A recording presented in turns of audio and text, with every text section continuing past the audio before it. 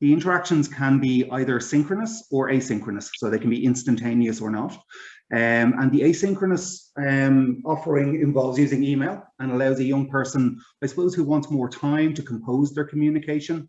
And it allows a young person to send a message to the clinical team at any time.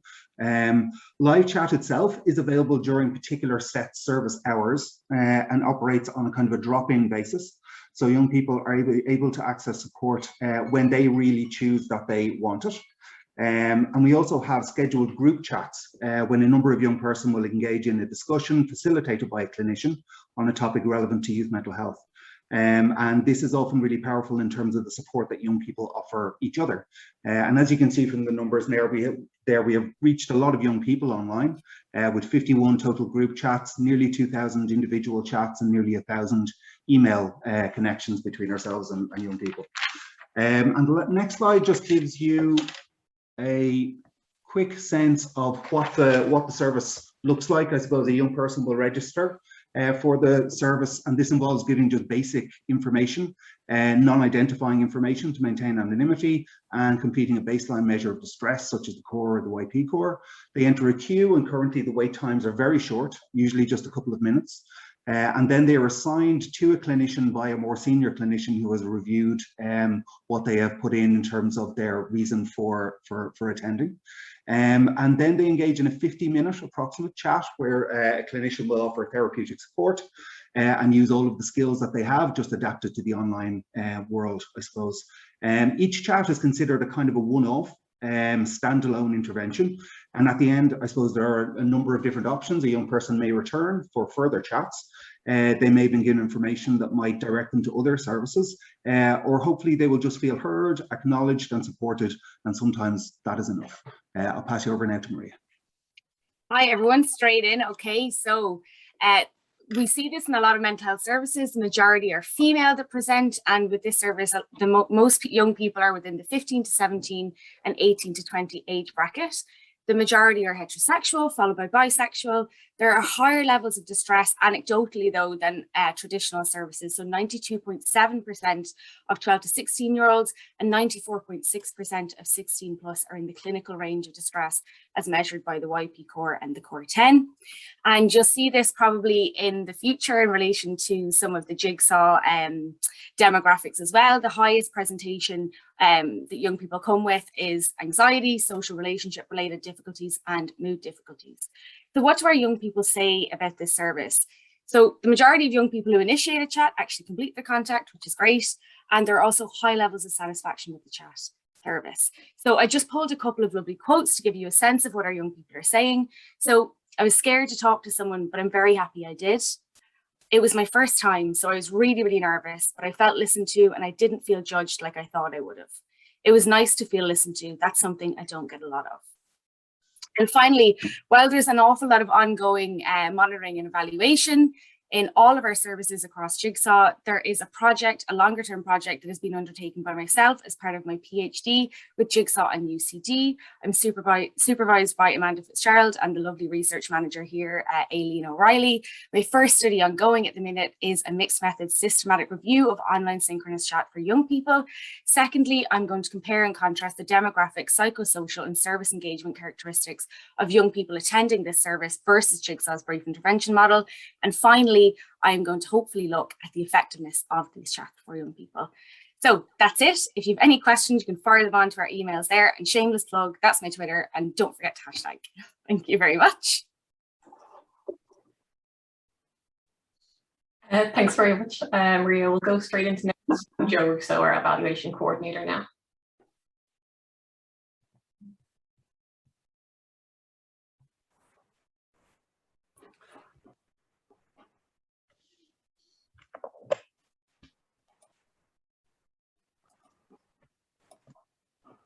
Thank you for the introduction, Lizzie. My name is Joe. I'll be presenting on the impact of COVID-19 on service delivery at Jigsaw.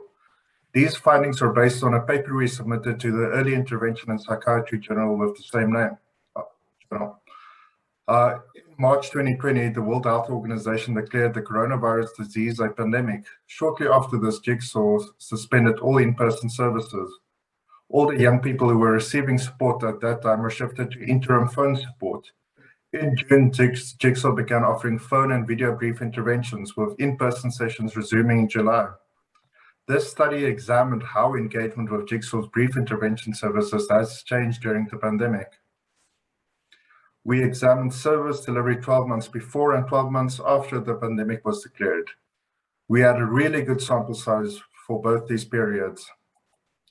Using routine service delivery data, we examined referrals, demographics, distress, and service satisfaction. Jigsaw uses the core to measure distress. There are two versions of the core, one for those 16 and under and another for 17 or older. To measure satisfaction, we use the adapted version of the eHeadspace Youth Satisfaction Surveys developed by Simmons et al. From this graph, you can see there was a relationship between public health restrictions and referrals. At the start of the pandemic, referrals were very low. As restrictions relaxed, however, referrals rebounded to similar or higher levels than baseline. This pattern repeated across the lockdown periods. There were some changes in the profile of young people referred to Jigsaw. We received approximately 6% more referrals for females and 2% more referrals for those under 18 during the pandemic. Both these changes were statistically significant. There was a significant increase in the proportion of young people with anxiety. However, this increase was only significant for those under 18. We also saw an increase in sleep issues for young people, except for males aged 18 to 25. When looking at distress, we saw a slight increase for both females and males aged 12 to 16. However, nothing for those 17 or older. The increase in distress, while statistically significant, had a small effect size. Restrictions had a marked impact on service delivery. The majority of the sessions were delivered through video, followed by in-person and phone modalities. It's important to note that in-person sessions were not always available during this time due to restrictions. Attendance rates actually improved during the pandemic thanks to video sessions. Attendance rates for video sessions were 80% compared to a 79% average attendance for in-person sessions prior to the pandemic. We also did not find any difference in satisfaction when comparing phone, video, or in-person sessions. Satisfaction was approximately 90% for all modalities, and differences was not statistically significant. So what do these results tell us, you ask? While referrals decreased during the lockdown periods, this does not necessarily indicate a drop in demand. This could potentially be attributed to lower access to schools, GPs, and others who tend to refer young people, a lack of awareness about remote offerings, or a preference to wait until restrictions were lifted. We have found that the younger age groups may be more vulnerable to pandemic-related anxiety and distress than their older counterparts. Attendance during the pandemic was at an all-time high, driven mostly by high video session attendance. Phone and video sessions were rated similar to in-person sessions in terms of satisfaction, demonstrating that the quality of support was not impacted. All in all, video and phone sessions have been successful in allowing Jigsaw to reach young people and giving young people a choice on how they want to engage. Now that restrictions have eased, there is a strong return to the majority in-person sessions, indicating there may still be a preference for meeting in person. But as we've seen, there's no one-size-fits-all approach. It's important to have options such as video and phone sessions available to those who need it. In terms of planning, it's necessary to understand the real impact of this pandemic on youth mental health services. With events such as these, it's necessary to adapt in order to continue to provide acceptable and efficient services to young people. Thank you for listening, and I'm happy to answer any questions at the end of the session. Thanks. Great, thanks, Joe. I hope everyone can see my screen.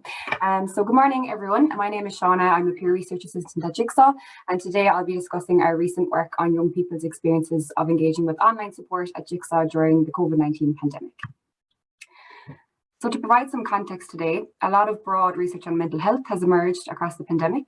However, a lot of this has been quantitative and sometimes with small samples and poor methodological rigor. Also, numerous youth mental health services have adapted their service delivery to include online support. Yet there's very little research that has emerged on young people's experiences of engaging with the sport during the pandemic. So to address this gap in the literature, Jigsaw collaborated on a youth-led multi-site longitudinal research study with 2 partners in Canada, namely Foundry and Youth Can Impact. And the aims of this study were to understand the needs of young people with mild to moderate mental health difficulties engaging with support during the pandemic, their experiences of engaging with the support, and also the service innovations required to meet young people's needs.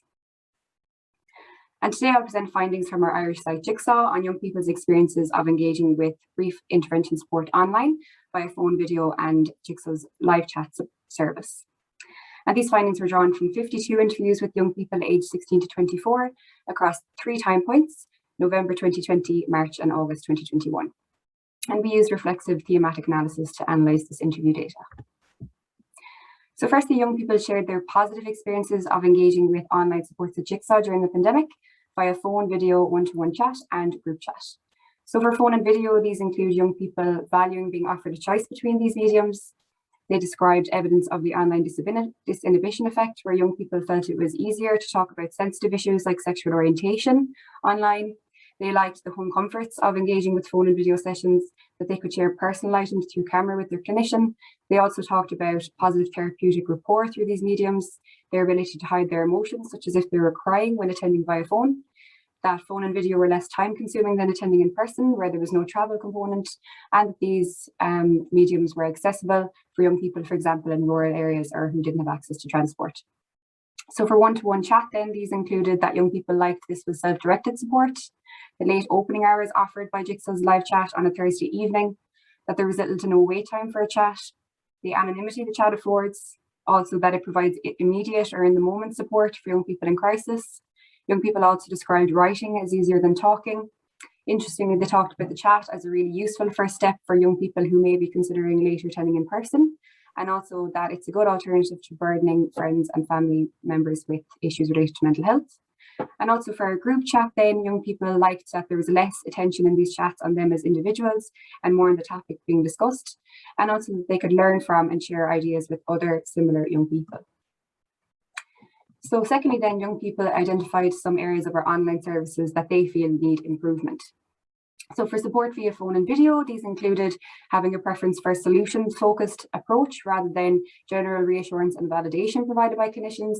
They spoke about long waiting times. They also talked about their fears of clinicians contacting their parent, guardian or GP should they disclose risk of harm to themselves. For the live chat then, they talked about sometimes impersonal messages and a lack of follow-up from previous chat conversations. They talked about the temporary outcomes of support, the limited time allocated in 15-minute sessions, it being difficult to recognise the tone of clinicians, and also for it being difficult for clinicians to recognise young people's tones. And across all of these mediums, they talked about limited access points. So where at Jigsaw, you have to either ring or email to set up an appointment at a service hub, or you must create an online account to access the Jigsaw live chat. So interestingly, we also had young people who switched from in-person to online during the pandemic. So I've shared some examples of insights of their experiences here, which you might like to come back and review later on.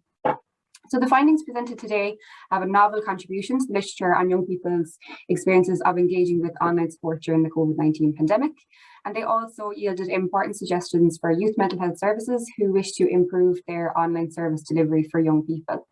So some key takeaway messages today then are that young people value all modes of support and also a choice between and/or a blended approach to support. They appreciate when services communicate wait times to young people and offer online support while on waiting lists, such as Jigsaw's synchronous live chat.